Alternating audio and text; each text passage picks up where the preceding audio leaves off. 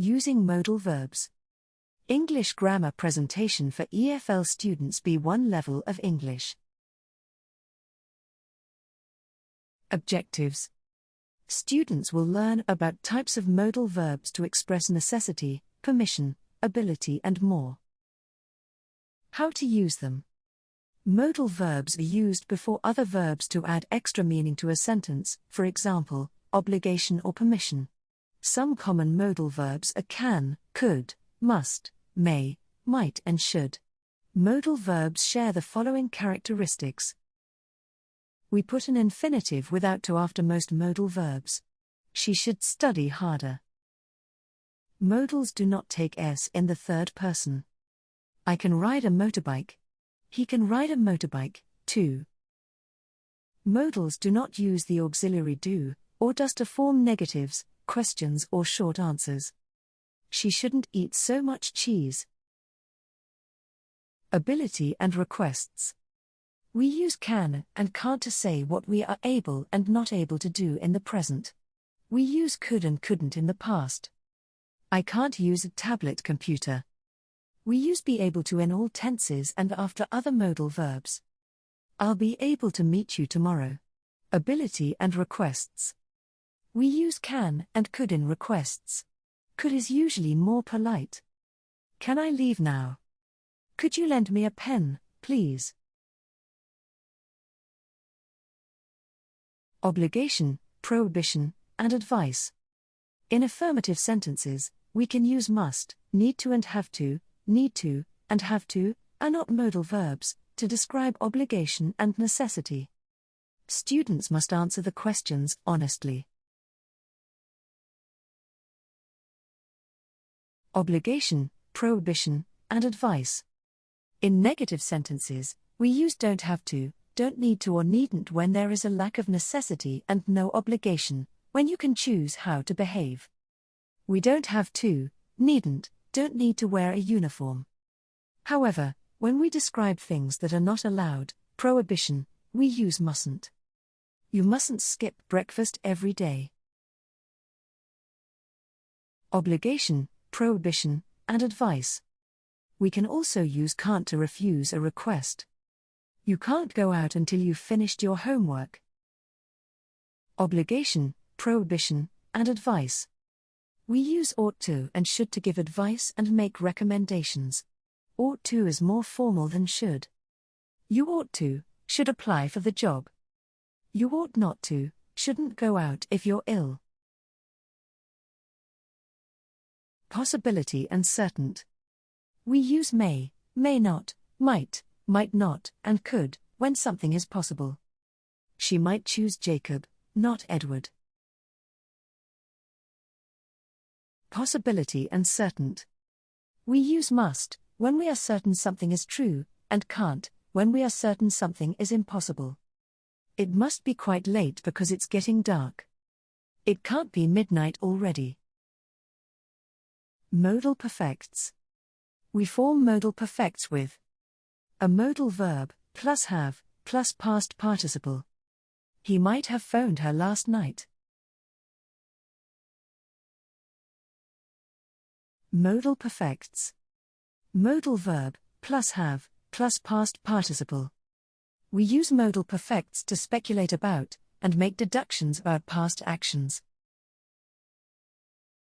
Modal perfects. We use must have, and can't have, to express certainty in the past. Dad must have felt disappointed when he lost. It can't have been Rachel, she was in London. Modal perfects. We use might have, may have, or could have, to express a possibility in the past. Tim might, may, could have gone to the cinema.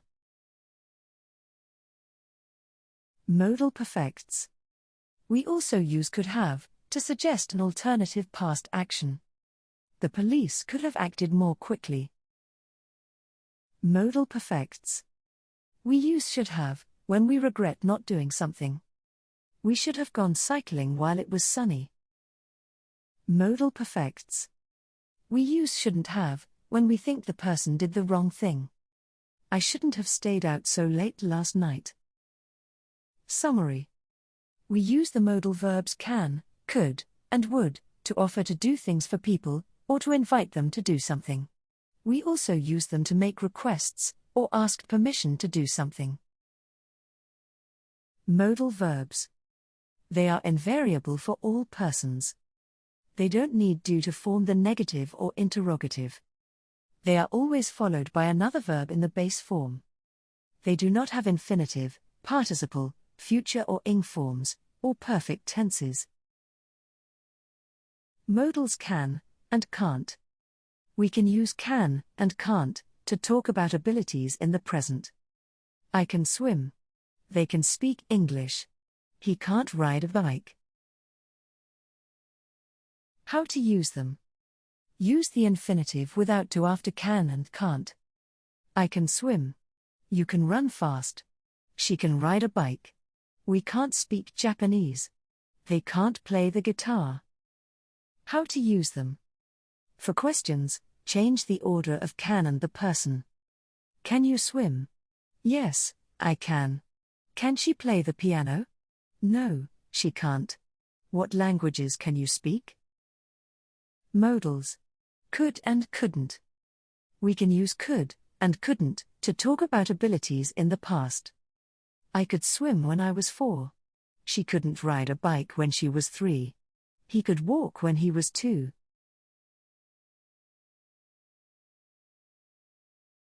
How to use them. Use the infinitive without to, after could, and couldn't. I couldn't run when I was a baby. My mum couldn't swim when she was a child.